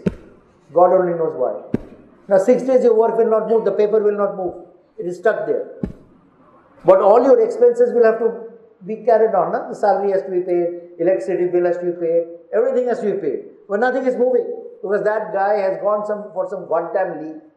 It has happened to me so many times in my life. Now what do? You can't say it to the hobby. You're a startup. You're not a running company. Happens to Globson, no problem. But if it happens to a startup, it's serious trouble. And I'm giving you a very simple answer. Make it complicated. Then you can understand the question better. So chasm phase is develop the idea, revenue versus idea. This is a big, big challenge. I'm purposely spending this time with all of you. Extra time on this because I think once you can cross the chasm phase, then it's a song after that. As long as you're earning more than what you spend, you're okay. Because then whatever balance you have, you spend that money again to grow only. You don't keep it in your bank. It is again used to grow only. Otherwise, how will it grow? Because that gap will keep narrowing down and then it will be equal and then minus again. So you have to increase it by only one means, by getting more business, doing more business. So every transaction making more money. Only then it will come down and have a steady percentile of difference between the two. Yeah? So I think this is the phase in an entrepreneur's life. And normally this phase in today's market, people are doing it through investments. In our time, when we were doing bootstrap business, which is whatever little money we have, we start with that, nobody else funds us. That's called bootstrapping. When we do bootstrapping, we used to go through the chasm phase, was very difficult for us. Today, some investor will give you 2 crores of rupees. It takes a little while to close the 2 crores. By that time, you start doing business. There is some hope. But in the giving you 2 crores is also eaten away 50% of your company in the process. The whole energy of entrepreneurship is diluted to that extent. After the chasm, it's the tornado. Tornado is perpetual. Ghurni. Duranta Ghurni.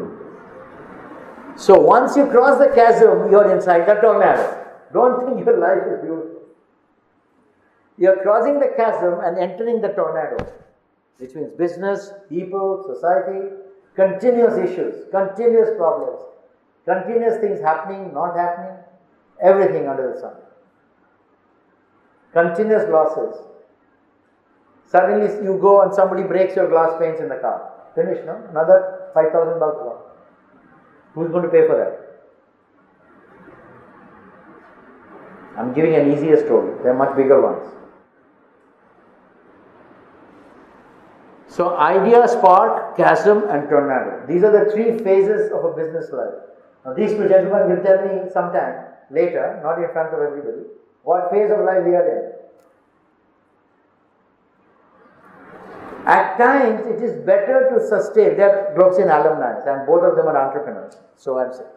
So at times, now I know, one is wiser, at times it's beneficial to live and stay in the chasm phase to grow. If you can manage your cash flow, even if a little negative, and if you can get more business, then once you get out of into the tornado, then you have enough money within the system. At times, depending on the nature of business, at times it is profitable to do that, better to do that. But when you are in chasm, you will not know it is better. So going through hell, going by minibus instead of Ola.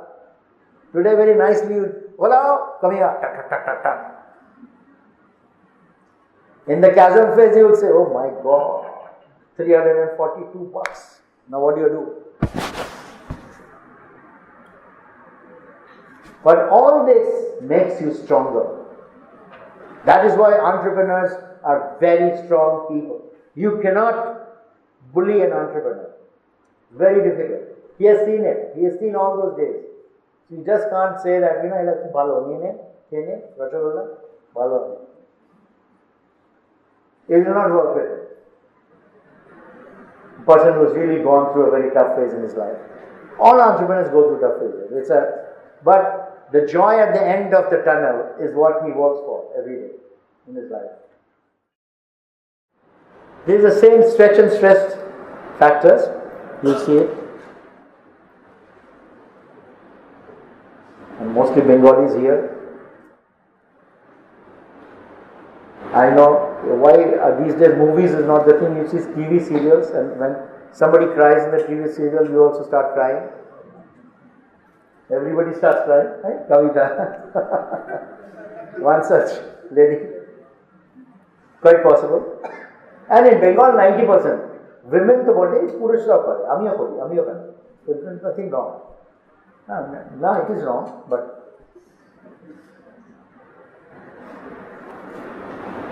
But if you can convert that emotion to passion, it's a high. Think, emotion drains you, passion excites you. So emotion is a negative feeling. Passion is a positive feeling. So entrepreneurs are urged to convert emotion to passion. Convert that emotional thing to passion and you're okay. Think, these are very serious things I'm saying in life. It will help you. You might not understand what help it will do to you today, but one day you will thank me.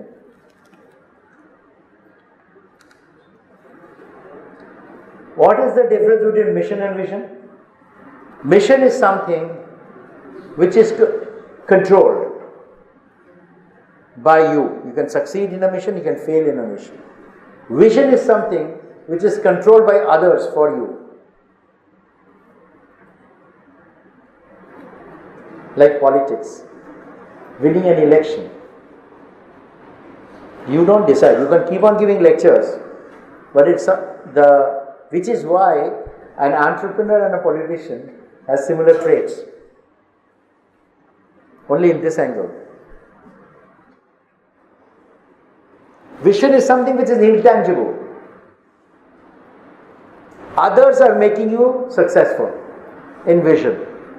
In mission, you are making yourself successful or failing, either. So it's more strategy, that is more tactic. So vision is more strategy, intangible, and mission is more tactics, which you apply for success or failure. This I just discussed. Stress and stretch. So convert all your stresses to stretch. Convert all your mission to vision. Convert all your emotion to passion. An entrepreneur wants to be in control, not being controlled. Moment you want to be in control, there is risk attached with that. Because you want to be in control. If you're willing to take the risk, then you can be in control. Otherwise, you can be controlled. No problem. Then you don't have to take that risk. Somebody else is controlling you. So it's okay. But that will be limited success within that parameter. But you accept that. It's okay.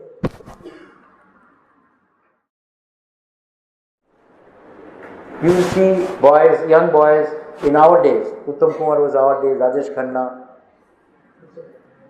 I don't know current people. And আয়নার সামনে দাঁড়িয়ে চুল আছে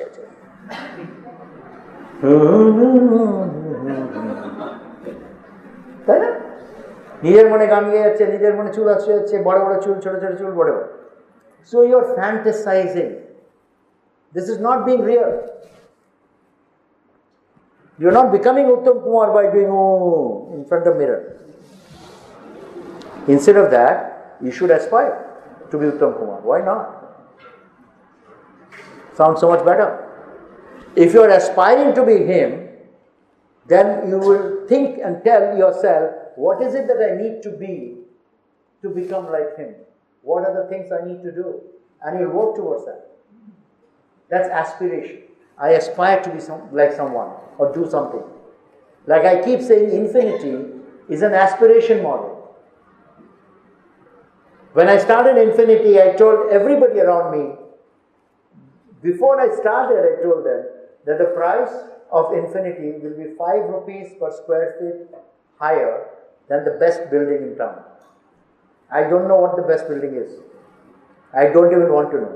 Whatever is the best building in town, the price Infinity will be 5 rupees per square feet higher. They said, why? It tells you why.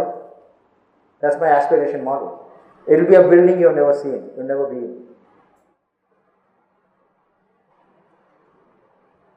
So if you start your mission with that kind of thought, that vision, that this will be the best building in town and it will live up to its expectation, then having that 5 rupees per square feet extra is not a big deal.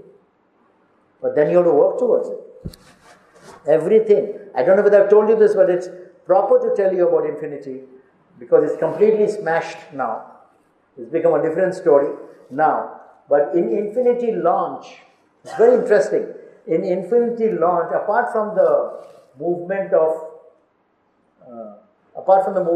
the waterfall and the lights and all that I did, there was yet another thing I did. As you enter on the right hand side, there was a big table which had all the parts which has been used in the building. The tap, the knob, the lift machine, all the machining, all the elements of the product, the glass, quality of glass, everything as a sample was demonstrated that this is what is used in this building. Think of the transparency used. Done. I am very sure my building is the best, so I am showing it to you what it is there. And please know what are you paying for. This is what you are paying for. So, if I aspired to have 5 rupees more, I proved it here that is why I am 5 rupees more. That was a proof of my aspiration. So, don't fantasize. Aspire.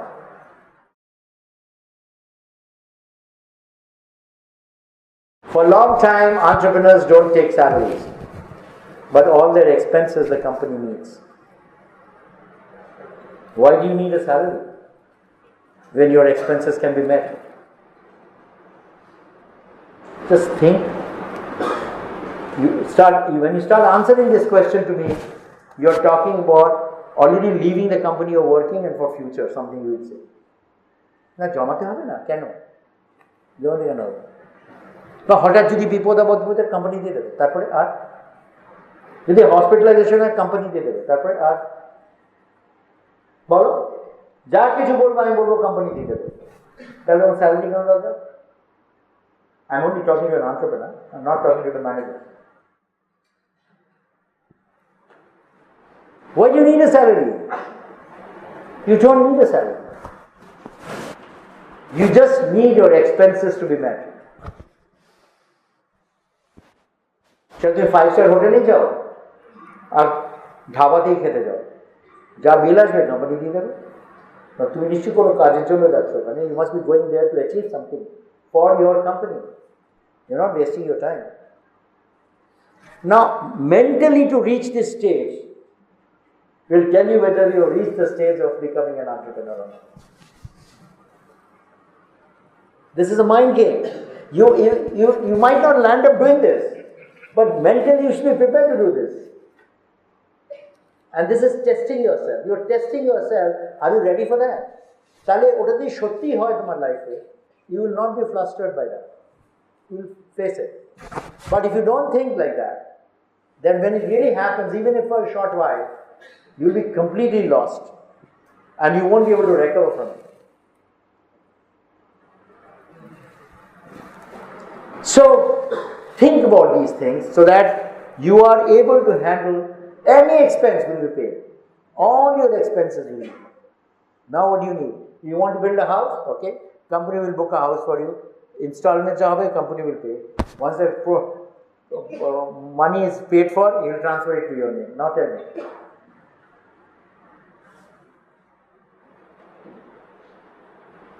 Conceptually speaking, this should be the attitude of an entrepreneur. I mean, I personally, I don't even remember when I took increment last time in my life. Definitely not in the last 7 years.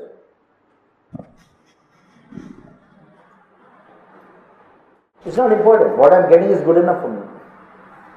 Why should I? Why should I load the company very much? If I can afford to take that decision, I'll take that decision. Okay?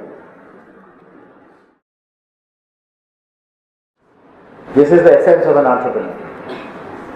Which is why salary is not important to him. He creates wealth, he doesn't make money. Making money is very easy. Creating wealth is difficult. It's not easy to create wealth. Anybody can make money. Very few people can create wealth. My entire concept of starting a business school is 20 years to today, much after I'm dead and gone, if 100 people from here has become wealthiest of people in this world, then it's a great satisfaction to whatever state of being I will be at that point of time. I have at least helped them to be what they are, at some point of time in their lives. With that purity of mind, with that ambition, I come to the class. When I'm talking to you, when I shout at you, when I scold you, when I do things, my mind is so pure because I'm thinking of you and not myself. Which is why L&Is are so successful. A lot of people have asked me, what is it? Everybody gives good lectures. And why is it L&I touches everybody, every student? Because of that reason. Because there is no personal agenda. I'm only thinking of you and talking. Even today, this is not required, no? This presentation. You will pay the same fees without this and with this. If you think of it, this presentation with my health being what it is, is not required. But I know it will make a difference to some of you. I know for sure. And I'm living with that hope that it will. That keeps me going. Which is why creating wealth is not necessarily financial wealth. Creating 10 successful entrepreneurs out of this room is also creating wealth.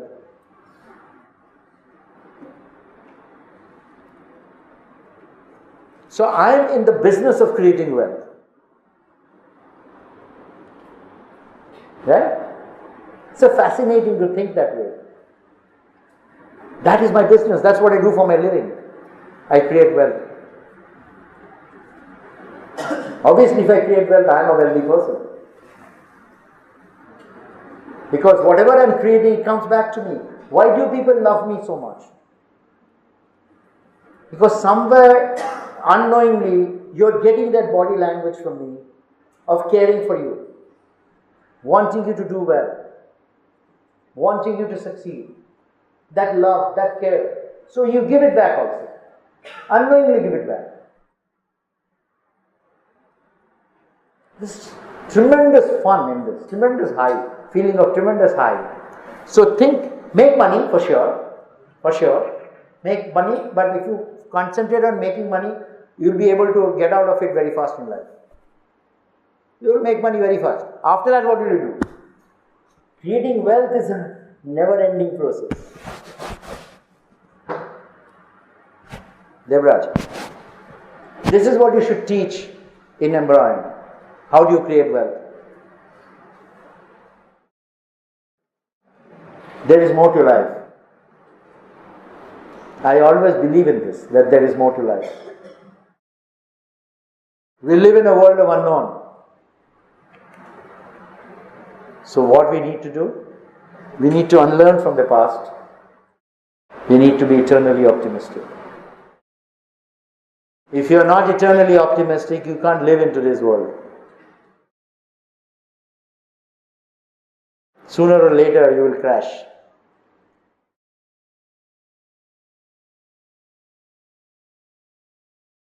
That's the presentation.